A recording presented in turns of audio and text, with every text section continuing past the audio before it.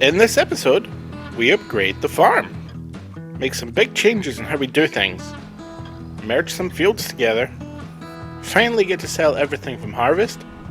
Will we have enough to buy the big plot to the south? Well, let's find out. This is Land Reclamation in the Dark Forest, my survival series here on Farming Simulator 25.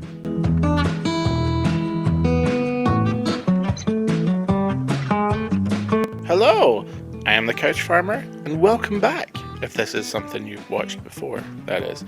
Anyway, we've been waiting to sell everything from harvest. I'm hoping for a big payday so we can finally buy the expansive plot to the south. October-November wasn't too bad, did some odd jobs for the neighbourhood, tried my hand at harvesting cotton. Pretty good actually, might want to consider that as a crop to grow maybe sometime. You might notice some big changes around here now. We may have passed 2 months, but I kept busy. Needed some passive income, so I bought a greenhouse. It's not too big. Figured pumpkins and melons this time, see how much they go for later. You might notice one big thing is missing. The big silage pit is gone. I liked the pit, but it was really slow in collecting the fermented silage and kinda sucked the fun out of it, and not in a good way. Needed something to maximise my time, so I've installed these mini pits instead. Much easier to manage. Done some tidying up too. Got most of my equipment out of the weather. I'm hoping the money from the harvest is enough to buy the big plot. Got some big ideas here. Selling everything in the new year. I don't like waiting, but we have to maximise profit this year. I need all the money I can get. And this is where we are now. It's January now. It's the best time to sell everything we have. I'm hoping it pays off. We have a couple of things to sell, so let's get on it. First up is wheat. We had just over 22,000 litres, which I sold for $17,775. And barley is next. I harvested just under 26,000 litres. I made a $14,784 profit on that. Not bad. Veggies are next. First up, onions. With 31,000 litres, the marketplace took it for $10,396. Much less profit compared to wheat or barley, but still pretty good. And last but not least, carrots. The highest yielding crop at this year at just shy of 65,000 litres. May have yielded the most, but it also took the longest to harvest by miles. Sold, however, for $10,866. Largest yielding crop, but second lowest in profit. And the longest to harvest by far. I think carrots might be done for next year, unless I can find a production that will help boost the price up. We'll see. Alright, harvest is over. We sold the potatoes last episode. Did okay then.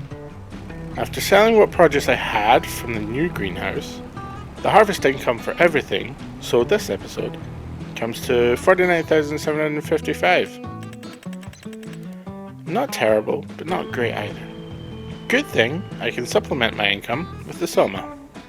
We're selling everything now, so after I shift all the planks and beams and sell off all the wood chips and sell that to the animal market, I come out of this with about $248,892.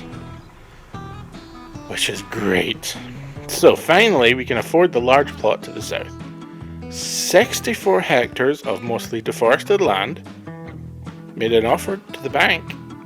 $144,140. And it is finally mine. And this is where the fun begins. Again.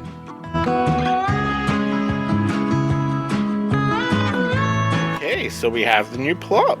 And it is big. So much space and room for potential. I'm thinking a couple of really large fields. And a whole bunch of smaller ones. Who knows? But we have time to figure it out. First thing I have to do is clear all the stumps out. I could sell the stumps straight away. Or use them in my sawmill, but they aren't that big. So I figure, why not expand the sawmill and start a production of firewood? This could make best use of the small stump cuts that I can salvage. It should do quite well. We'll see.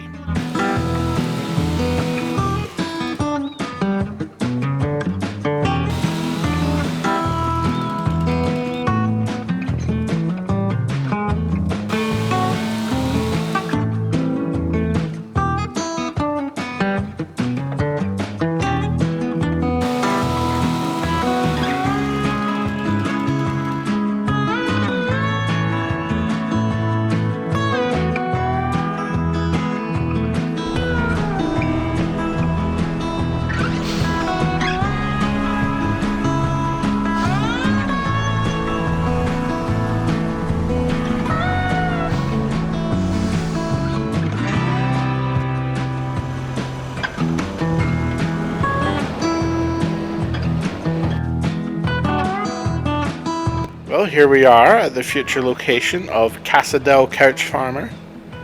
I think I picked a good spot to settle down here. Finally plan on building my first real home here in the Dark Forest. But right now, it's just rugged land. I'm going to need to create some roads here if I'm going to make a sense of it all, so it's off to the dealer to rent a bulldozer.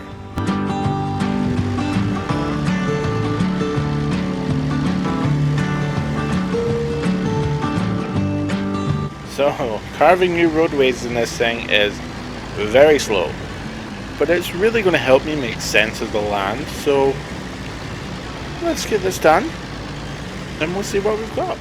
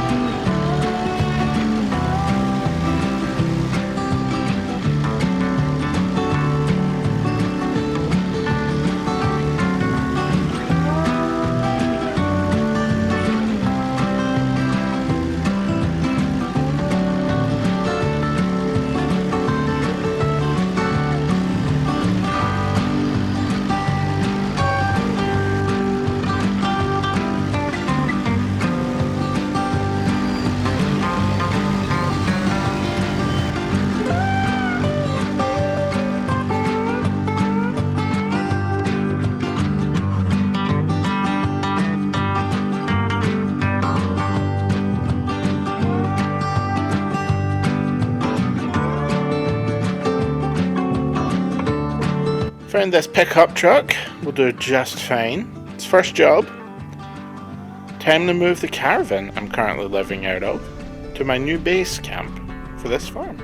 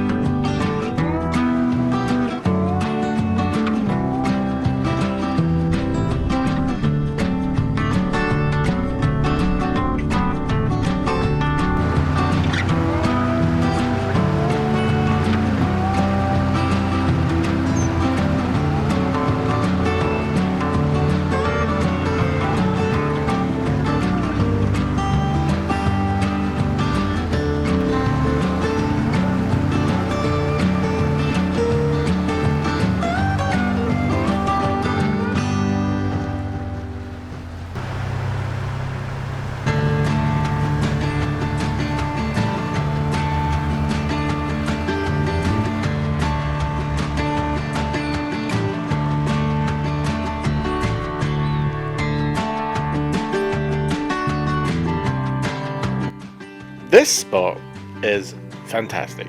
You can really see the whole farm from up here. Construction on the new house has already started, so I can keep an eye on that while our work continues.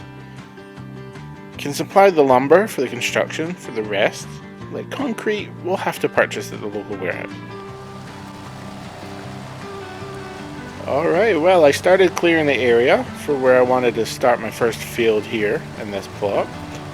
Can't see the tree stumps very clearly with all the bushes though, so it's time for my trusty mower / mulcher to do some work and get rid of all this extra vegetation.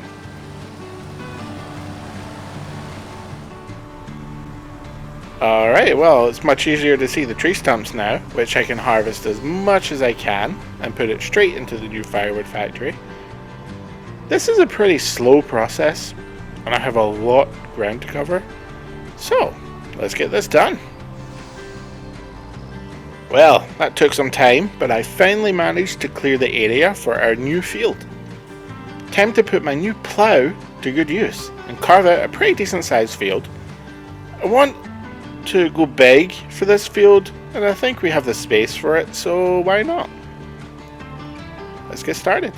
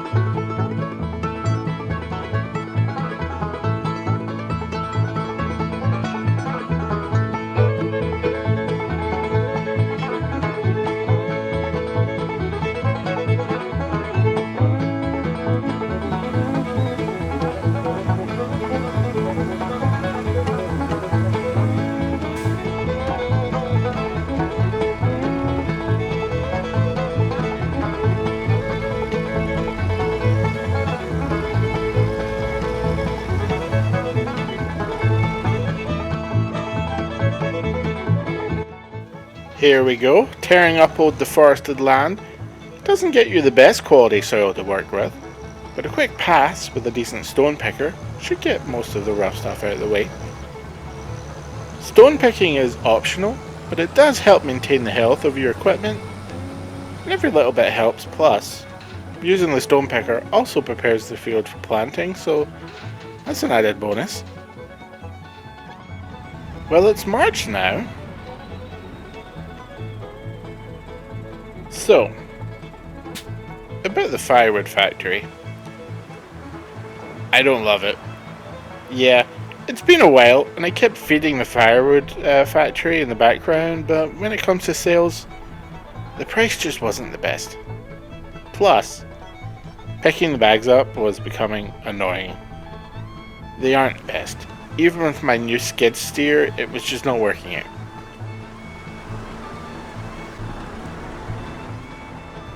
Might chalk this up to one of life's many lessons. Not to worry, I have a backup plan. Wood chips. Why not make things faster? I could buy a wood chipper or grinder. That will give me wood chips and get rid of the stumps at the same time, saving time and effort and making me some decent cash for larger equipment down the line. It's a win-win. We have all the stumps cleared for now, but when it's time to make more fields after this one, I think that's the best way I can go forward for now. Yeah, So with the firewood factory out of the way, time to once again change things up and put in a wood chip silo. And a new shed, which will come in handy. I think this will work out better, not just for convenience, but I also think that it looks better too. I grew up by a sawmill back in Scotland, and they had a wood chip silo right next to the main factory, so, it makes sense having one. Alright, before we finish this episode, time to put the new silage pit / silo things to work. So it's off to the grass field for a spot of mowing.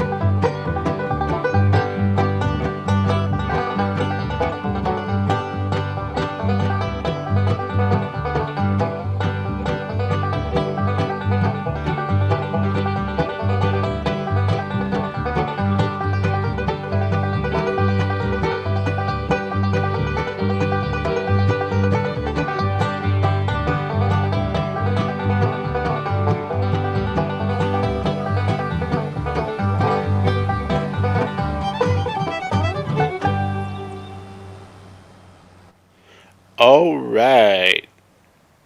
Well, thank you for watching this episode. If you've been following along, I hope it's been enjoyable. Next episode, we're going to put my new field to good use and plant some soybeans. Then, continue to grow the farm and continue to shape it. I'm thinking of a variety of field sizes and shapes. Might also think of some other income sources like apples or raspberries, etc. We'll see. But until then, thank you very much for watching. I do enjoy making these videos, but I mostly do them just for my own entertainment because I have nothing better to do with my life. But I really do hope that you enjoy watching these if you're, still listening to me prattle on. I'm British, we don't know how to say goodbye quickly, okay? Anyway, once again, with feeling, thank you for watching. You have a good one. Bye bye.